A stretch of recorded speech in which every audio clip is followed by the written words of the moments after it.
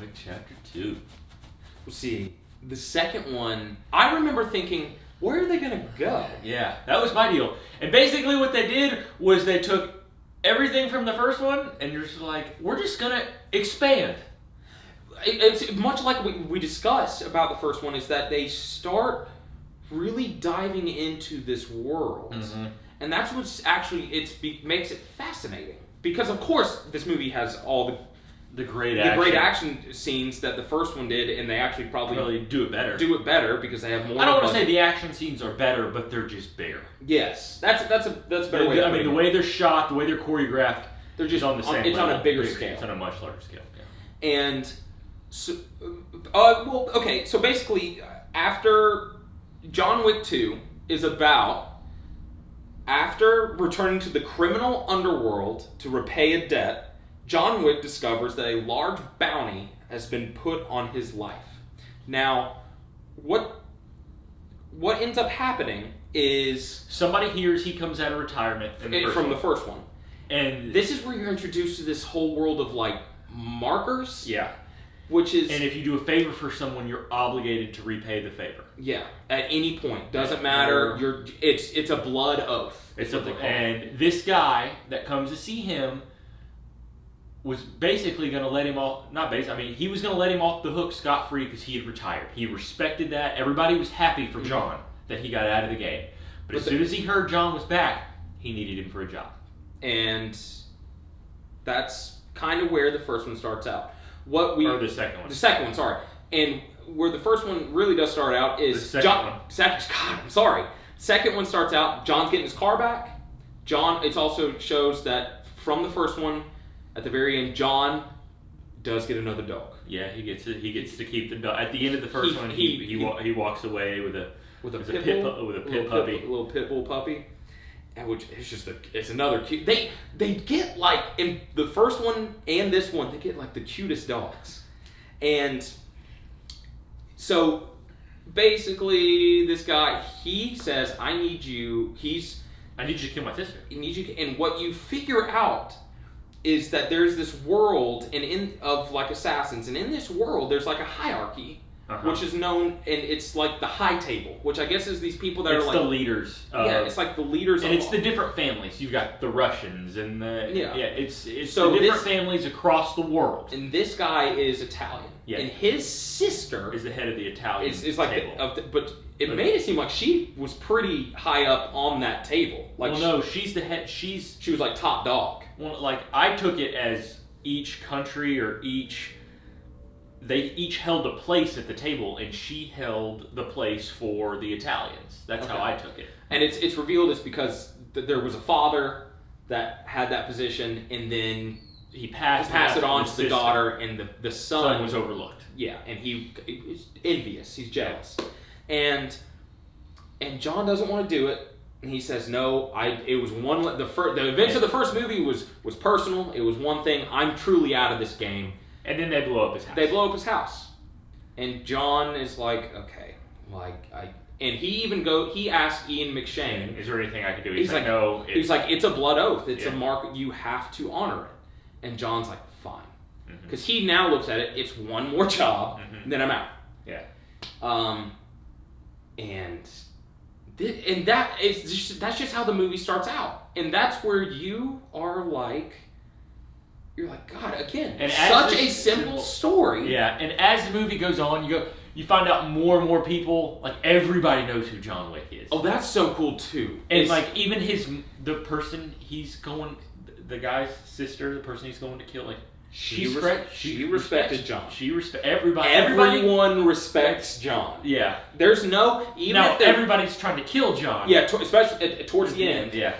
Everyone's trying to kill John. There's been a bounty. Trying is the key word in all these movies. Yeah, they're trying. No one really gets close. Yeah. Kind of, not really. Yeah, but then you think about it and you're like, he's killed like hundreds. Dude, we really do need to, at the end of the third video of our review of the third movie, we're going to put someone's had to have counted the amount of kills in these three movies alone. And we're going to put that kill count at the end of that of that video, because this one, he's supposed to kill the sister. And she wants to go out on her own terms. She commits suicide.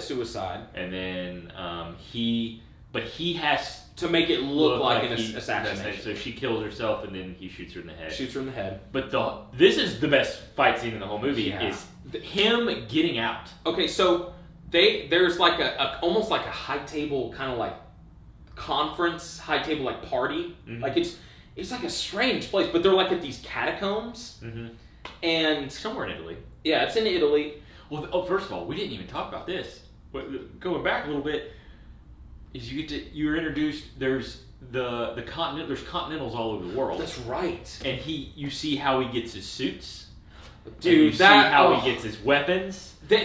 All these places, like there's places that look like either a normal clothing shop on the street or a normal hotel, and it's like it's not. This is where he hands them a token, and they realize what's going on, and they go, "Okay, come this way," and they'll take them to like a back room. Yeah, and there's the guy Peter Serafinowicz who plays Simon Pegg's roommate in Shaun of the Dead. He's a really good comedian. He is like the gunsmith, kind of. He doesn't make the guns, but he's the one like giving John all these recommendations on guns that he needs to use. And just it shows him like loading up on all these guns, and you're like, there's about to be so much carnage. Yeah, like you just know it. It shows he's got the suits and how they make the suits, and these suits are like the bulletproof. different fabric, different styles. It's so cool. Again, it dives into this world. And then there's the guy that goes and they have like the blueprints to everything.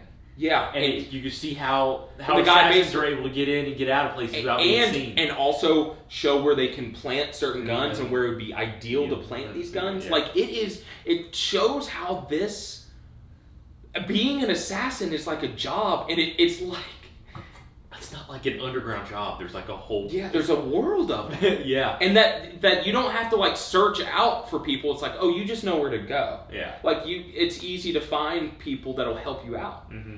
It's oh man, this one's probably based on a true story. Yeah, obviously. This one's probably the most fascinating. Well, it's because there's the most introduced in this one. Mm-hmm.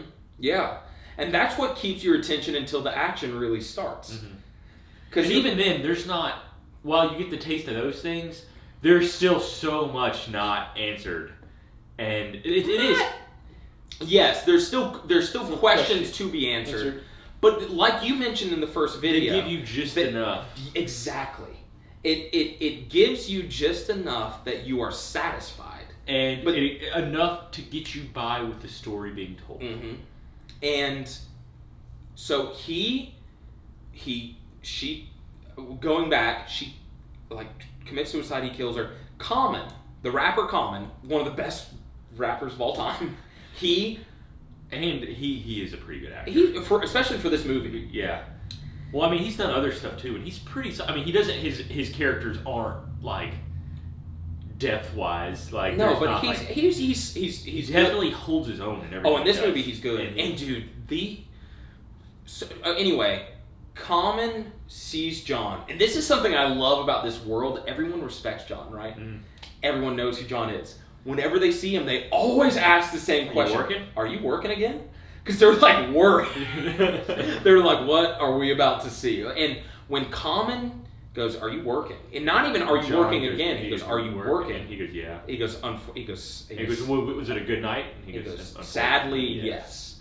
And Common, I think, kind of puts two and two together as to what's going on. Because Common is the sisters, the like, person. Bodyguard. He calls it something. He's called it like a marker, not a handler. Handler. She's my handler.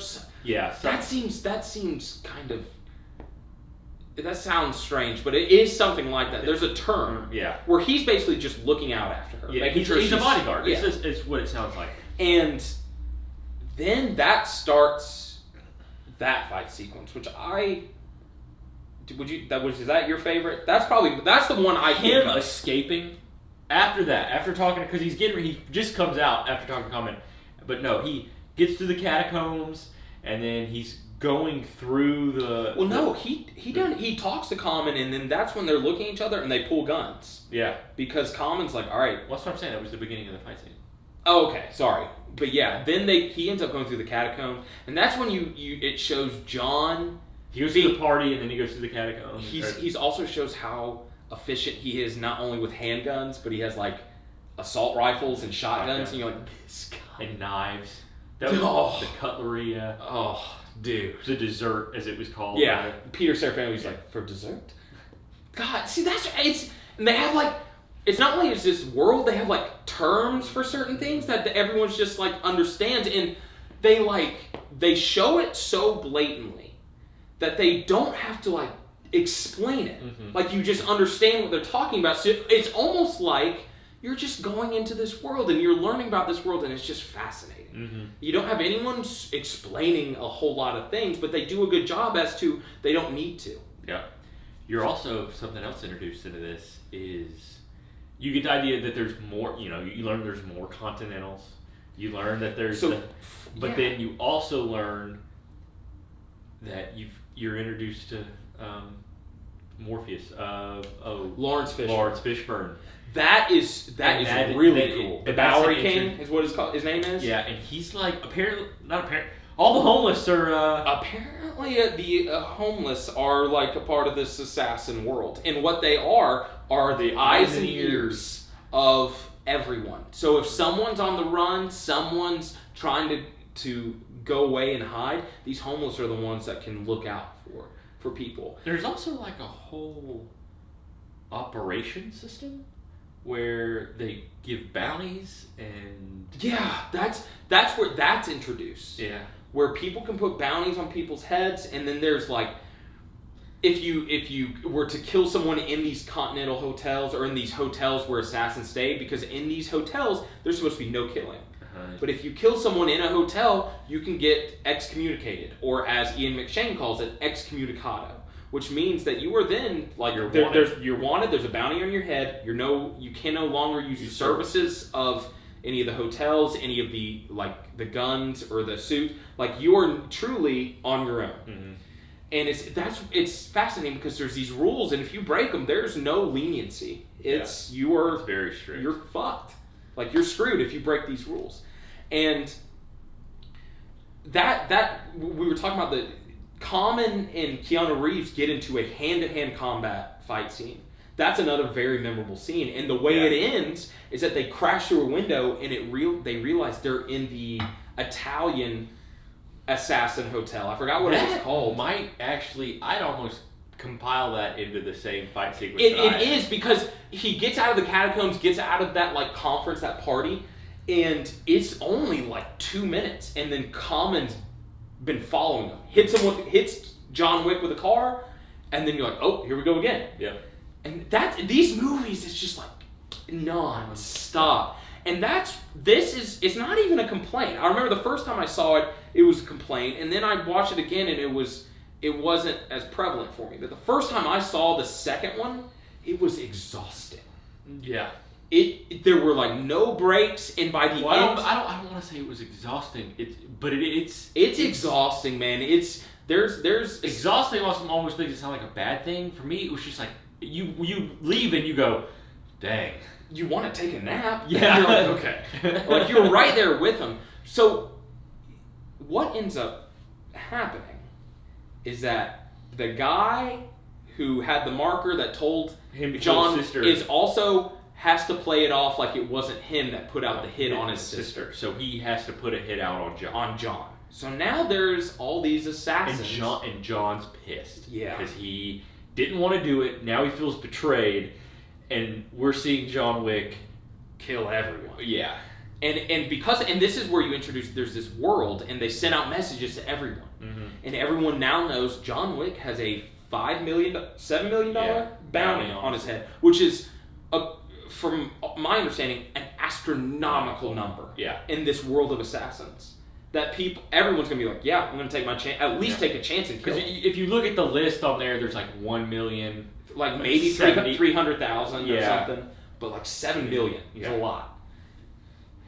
And so, but John he's on the run, and though that kind of sequence is cool too, where it shows like these different people who are living different lives are also assassins. Like it shows the person on the subway that's like playing a violin for money. Yeah. But really her violin's like, is it a gun or a knife or something? Mm-hmm. It shows like almost a sumo wrestler type guy just walking in New York, but it shows how there's like different fighting styles that people have, which is kind of fascinating. But after all that, John sees a homeless man, puts one of his tokens in the homeless man's cup, and says like, get me to him. Yeah. And that's when you're introduced to Lawrence Fishburne. And that was like 3/4 of the way through the movie, and you're introduced to this whole new world. Yeah. Where you're like, what? Like, it is crazy. Like, how deep are they going to go? And that's what I mean by almost exhausting. It's like, it just kept going. And he keeps getting the shit kicked out of him. And he's killing people. He's winning these battles, these fights, but he's getting the shit kicked out of him. Yeah. And also, I just thought about it. I stand corrected. That last fight scene was pretty dope, too. When he's... Oh, in the museum? Yes. Oh, yes. Yeah, that one's pretty good. Yeah. Yeah. What these movies do, it is very rare that I will make audible noises in a movie theater or while watching a movie. But these movies, there are some kills that seem so brutal and they're so dirty and like you're like, I will literally go, oh my god, just audibly out loud. I mean, it is, Hey, and we aren't the only ones because we went to go see This is the first one we had gone to see the theater. No, the third one was. Yeah, well, no, that's what I'm saying. We went to go see the third one, and everyone was doing the same thing. Yeah, but I mean, I'm sure the first and second ones were the same way. So John, he gets through this like museum though, and he is taking out people left and right. And what ended up happening was he gets taken to Lawrence Fishburne. They kind of patch him up a bit. Lawrence Fishburne gives him one gun with 7 rounds. Yeah. Basically just to give him a tiny bit of help. Yeah. But at that time, because John... at this point, as a wanted man and as somebody who's excommunicado, if you help them, you're defying the high table. Mm-hmm. Which plays a bigger part later. Yeah. And John makes his way through this whole museum, and Santino, who's the guy that he held the blood marker with, and killed his sister. Santino ends up in the... John kills his way to Santino. Yeah. But Santino is now in the Continental Hotel. Yeah. And John... that part, it does make me laugh because Ian McShane the whole time can tell that Santino is antagonizing John. Yeah. And John is getting more and more pissed. Antagonize him by saying stuff like, I could stay here forever. Like, you can't kill me here.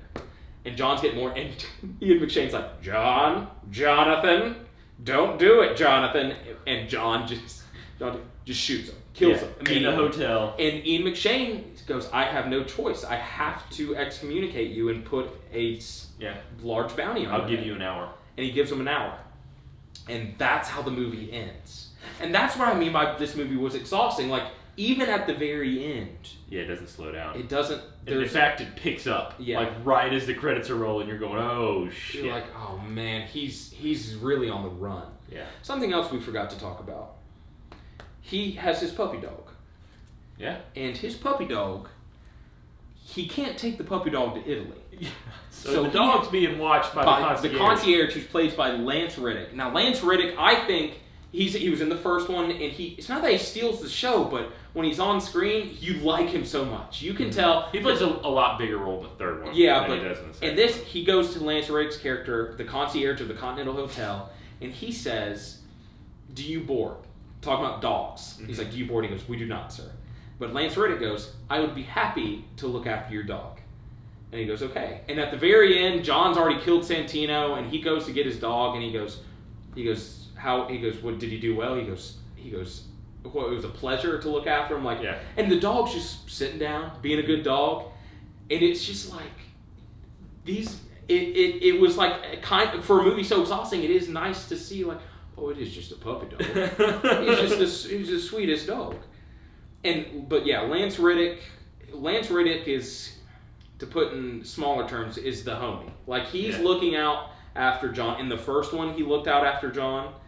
He even was like, it's good to see you again. But like, I think even Lance, his character was like, still kind of wants John to be out of the game. Like, I think there's part of him there that understands why John wanted to get out. Yeah. But, so what would you give this one? Grade scale. This one, to me, the story and the motivation behind it, I don't know, I say it's not as good, but I don't want to say it's not as good because you're just not as connected to it. Exactly. I give this... The story might actually be better because of how much is introduced. Like... No, I still think the first story is better. Even though you're right. This one, like I said earlier, is more fascinating. Mm-hmm. But you're just getting all the attention. But the second one, I mean, the first one is more, I think, a little more compelling and you can connect to it, like you said, much more. And because of that, and because of it is a very exhausting movie, and I personally don't think action's better. Action's better, and that's true. And it has partly to do because they got more of a What budget. are you giving it? Ooh, I would say like, I would say B+, but that's too low. I'm going A-. No, again. I think B+. Because it's just how I felt. Like there's something that it didn't have. Well, it didn't have an ending. It was that feeling of like he has to go through this even more. Mm-hmm. Like that whole last third that is so exhausting. You're like, oh, there's gonna be more of this. Yeah. Like you just feel like so bad for him, and you're like, God. Yeah, and he's running. The way it ends is, he's running through the streets of New York with him and his dog all alone. And there's people getting messages saying like John Wick is $7 million bounty on his head. Yeah. And you're just like, he's about to be screwed. Yeah. But yeah, I think this, but in no way is it bad. Like that's what's amazing about these movies is that they're all good. No, yeah. They're all so entertaining. I'm giving this to me, this stands on the same level as the first one, and I give it an A-. I think it's a B+. I give this one a B+. So, next video we're reviewing the third one, which we saw last night. Mm-hmm. And my God, fantastic! Yeah, we'll be reviewing that one, and we will see you next time with our take of John Wick 3: Parabellum. Yeah.